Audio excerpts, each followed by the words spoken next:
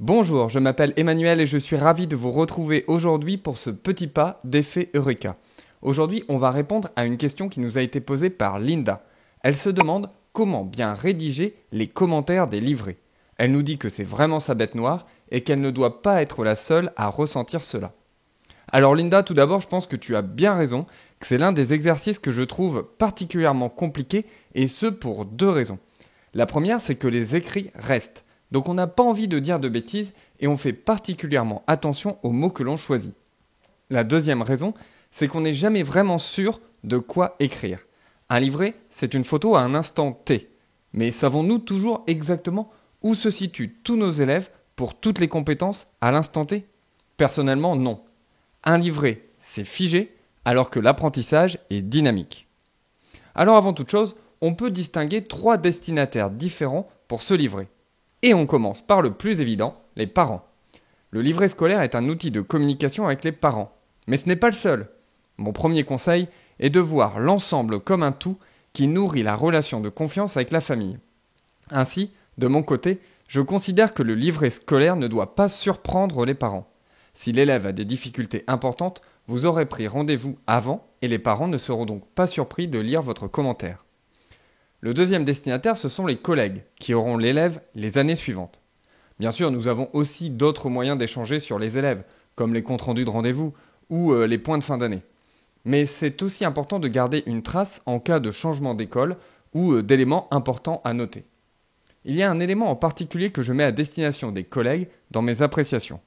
Si j'ai proposé un bilan orthophoniste aux parents en rendez-vous et que je ne suis pas sûr que cela soit suivi d'effet, j'aime bien indiquer que j'ai recommandé une demande de bilan dans les commentaires du livret. Cela montre aux parents que c'est important pour moi et cela laisse une trace pour les collègues des années suivantes. Je ne le fais pas systématiquement, mais parfois je ressens le besoin. Le troisième destinataire, c'est l'élève lui-même. Je ne sais pas pour vous, mais moi je n'ai pas encore le réflexe de lire à l'élève son commentaire avant de l'envoyer aux parents. C'est un peu dommage d'ailleurs, car je pense que cela pourrait être bien utile. Comme cela, lorsqu'il rentre à la maison et qu'il regarde le livret avec ses parents, il n'est pas surpris non plus.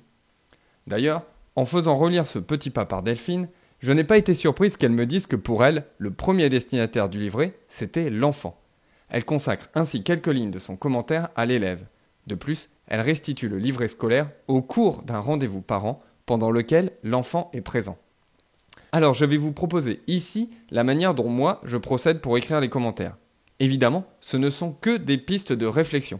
N'hésitez pas d'ailleurs à ajouter votre contribution en commentaire de la vidéo. Alors venons-en à la structure. Cette structure comporte 4 parties. Une phrase positive pour commencer, un point sur les apprentissages, un point sur l'attitude, le comportement, et un encouragement pour la suite. Pour ma part, j'aime bien commencer par une phrase positive, du type « Martine a réalisé de grands progrès en ce début d'année » ou « Martine a réalisé un très bon début de CP ». La partie sur les apprentissages est la plus délicate. Quel niveau de détail indiquer ? Faut-il être très précis ? Et là, j'essaye de me mettre à la place des parents et je me demande ce que les parents veulent savoir sur les apprentissages. Leur question, me semble-t-il, est de savoir si leur enfant est au niveau attendu. Et en CP, est-ce qu'il ou elle apprend bien à lire ? Si un enfant est au niveau attendu, je vais écrire quelque chose comme « En français, Martine est bien rentrée dans le décodage. Elle est au niveau attendu pour un milieu de CP. » Je ne rentre généralement pas dans beaucoup plus de détails, sauf si un axe de travail est clairement identifié, par exemple si le geste graphique ou la tenue de crayon n'est pas précise. Noter 1 ou 2 points de progression est intéressant car il sera possible de mesurer les progrès lors de la prochaine période. Si un enfant n'est pas au niveau attendu, alors c'est à ce moment-là que je vais être plus précis.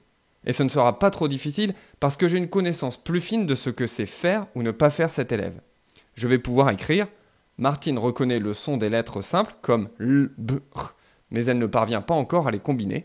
Exemple, R plus A égale RA. » Encore une fois, cela ne devrait pas être une surprise pour les parents puisqu'en cas de difficulté, j'aurai anticipé un rendez-vous. Et quoi qu'il en soit, même si l'enfant n'est pas au niveau attendu, il est important de garder un équilibre entre les éléments positifs et les éléments à améliorer afin que l'élève puisse prendre appui sur ses points positifs pour progresser. Venons-en à la partie sur l'attitude. Alors, que veulent savoir les parents ? C'est assez simple. Est-ce que mon enfant est sage à l'école ? Est-ce qu'il travaille bien ? Bien sûr, c'est une représentation des parents parce que qu'est-ce que ça veut vraiment dire bien travailler à l'école? Alors sur cette partie, je veille surtout à ne pas confondre la personne avec ses actes. Je ne vais pas dire il est bavard, ni même il est toujours en train de bavarder. Je vais apporter un peu de nuance. Il est fréquemment en train de bavarder. J'essaye de me concentrer sur des observations précises. Et si ce n'est pas une observation, mais un ressenti, je l'indique. Par exemple, Martine me paraît très attentive au regard que ses camarades portent sur elle, et cela semble avoir une influence sur sa concentration dans les temps collectifs. Enfin, pour le mot d'encouragement, je souhaite généralement une bonne deuxième période, et je l'encourage à poursuivre les efforts réalisés sur la première. Voilà pour la manière dont je construis mes appréciations et mes commentaires pour les livrer. J'espère que cette vidéo vous a été utile et comme je le disais plus haut, n'hésitez pas à partager votre manière de faire en commentaire de cette vidéo. Je vous souhaite une très bonne journée et je vous donne rendez-vous très bientôt.